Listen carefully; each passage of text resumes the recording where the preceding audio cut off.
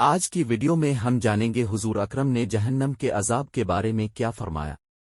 جہنم میں کون کون سے گناہ کے کیا عذاب ہے، اس کے بارے میں جاننے کے لیے ویڈیو کو آخر تک لازمی دیکھیے گا۔ تو چلیں شروع کرتے ہیں آج کی ویڈیو۔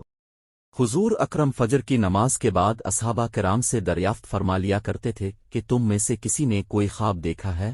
اگر کسی نے دیکھا ہوتا تو آپ اس کی تعبیر فرما دیا کرتے تھے۔ چنانچہ ایک مرتبہ جب اپنے صحابہ سے دریافت فرمایا اور کسی نے بھی خواب کا تذکرہ نہ کیا تو حضور اقدس نے ارشاد فرمایا کہ آج میں نے ایک خواب دیکھا ہے کہ دو آدمی میرے پاس آئے ہیں جو میرا ہاتھ پکڑ کر مجھ کو ایک مقدس سرزمین کی طرف لے کر چلے گئے۔ کیا دیکھتا ہوں کہ ایک شخص وہاں بیٹھا ہوا ہے اور دوسرا ہاتھ میں زنبور لیے ہوئے کھڑے کھڑے اس بیٹھے ہوئے شخص کے کلوئی چیر رہا ہے، اور جب ایک کلوا گدی تک چڑھ جاتا ہے تو دوسرے کلوا کے ساتھ بھی یہی معاملہ کرتا ہے، اور اتنی دیر میں اس کا پہلا کلوا درست ہو جاتا ہے، مگر وہ شخص پھر اس کے ساتھ یہی عمل دہراتا ہے۔ یہ دیکھ کر میں نے دریافت کیا آخر یہ کیا بات ہے؟ تو وہ دونوں کہنے لگے آگے چلیے۔ ہم آگے چلے تو ایک ایسے شخص کے پاس سے گزر ہوا جو لیٹا ہوا ہے، اور دوسرا شخص اپنے ہاتھ میں ایک بھاری پتھر لیے اس لیٹے ہوئے کے سر کو نہایت بے دردی سے کچل رہا ہے۔ چنانچہ جب وہ شخص اس کے سر پر زور سے پتھر مارتا ہے تو پتھر لڑک کر دوسری جانب چلا جاتا ہے، اور وہ شخص ابھی اس پتھر کو لانے بھی نہیں پاتا کہ اس کا سر پھر درست ہو جاتا ہے، اور پھر وہ اسی طرح اس کا سر پھوڑتا رہتا ہے۔ یہ ماجرا دیکھ کر میں نے دریافت کیا کہ یہ کیا قصہ ہے؟ تو وہ آدمی کہنے لگے آگے چلیے۔ جب آگے چل کر ہم ایسے غار پر پہنچے جو تندور کی طرح اندر سے کشادہ تھا اور اوپر سے تنگ، جس میں آگ دہک رہی تھی اور بہت سے مرد و عورت اس میں پڑے تھے۔ جب آگ کے شعلے بلند ہوتے تھے تو وہ سب اوپر اٹھتے اور نکلنے کے قریب ہو جاتے، اور جب آگ نیچے بیٹھتی تو اس کے ساتھ نیچے چلے جاتے تھے۔ یہ دیکھ کر میں نے معلوم کیا کہ یہ کیا معاملہ ہے، تو وہ کہنے لگے آگے چلیے۔ آگے چل کر ہم نے دیکھا ایک خون کی نہر میں ایک شخص کھڑا ہے اور دوسرا شخص نہر کے کنارے پر کھڑا ہے جس کے سامنے بہت سے پتھر پڑے ہیں۔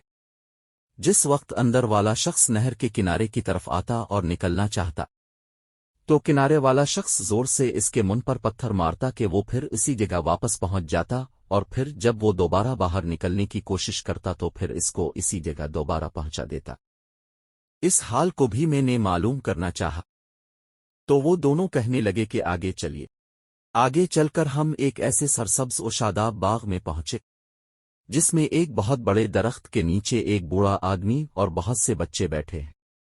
اسی درخت کے قریب ایک اور شخص بیٹھا ہوا ہے جس کے سامنے آگ جل رہی ہے، جس کو وہ مزید بھڑکا رہا ہے۔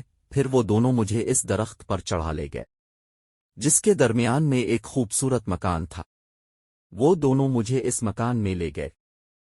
اتنا عمدہ مکان میں نے کبھی زندگی میں نہیں دیکھا تھا، جس میں بہت سے بوڑھے، جوان اور بچے موجود تھے۔ پھر باہر لا کر اس سے بھی اوپر لے گئے جہاں پہلے گھر سے بھی زیادہ عمدہ مکان تھا جس میں صرف بوڑھے اور جوان تھے۔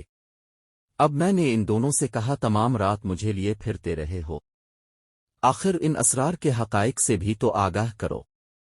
جب انہوں نے بتایا کہ جس شخص کے کلوئی چیرے جا رہے تھے وہ جھوٹا شخص ہے جس کی جھوٹی باتیں دنیا میں مشہور ہو جاتی تھی، قیامت تک وہ اسی سزا میں مبتلا رہے گا، اور جس کا سر پھوڑا جا رہا تھا وہ ایسا شخص ہے جس کو اللہ پاک نے علم قرآن عطا فرمایا، مگر رات کو غافل ہو کر سوتا رہا تھا اور دن کو اس پر عمل نہ کرتا تھا۔ قیامت تک وہ اس عذاب میں مبتلا رہے گا، اور آگ کے غاری میں زناکار پڑے ہیں اور خون کی نہر میں سود خور ہیں۔ پھر انہوں نے بتایا کہ ہاں وہ بڑے میاں جو سرسبز درخت کے نیچے بیٹھے تھے وہ حضرت ابراہیم علیہ السلام ہیں، اور ان کے گرد لوگوں کی نابالغ اولادہ، اور اسی درخت کے قریب جو آگ ڈھونکنے والا شخص جو اپنے دیکھا تھا وہ مالک دروغہ دوزخ ہے، اور درخت کے اوپر والا وہ پہلا گھر جس میں اب داخل ہوئے تھے عام مسلمانوں کا گھر ہے، اور دوسرا شہیدوں کا ہے۔ پھر فرمانے لگے ہم دونوں آدمیوں میں سے میں جبرائیل ہوں اور یہ میکائیل ہے۔ اس کے بعد کہنے لگے ذرا سر اوپر اٹھائے۔ میں نے سر اٹھا کر دیکھا تو میرے اوپر سفید بادل مجھے نظر آیا۔ وہ کہنے لگے یہ آپ کا گھر ہے۔ اس پر میں نے کہا تو مجھے چھوڑو، میں اپنے گھر میں داخل ہو جاؤں۔ اس پر انہوں نے کہا نہیں ابھی آپ کی عمر پوری نہیں ہوئی اگر آپ کی عمر پوری ہو چکی ہوتی تو آپ ابھی چلے جاتے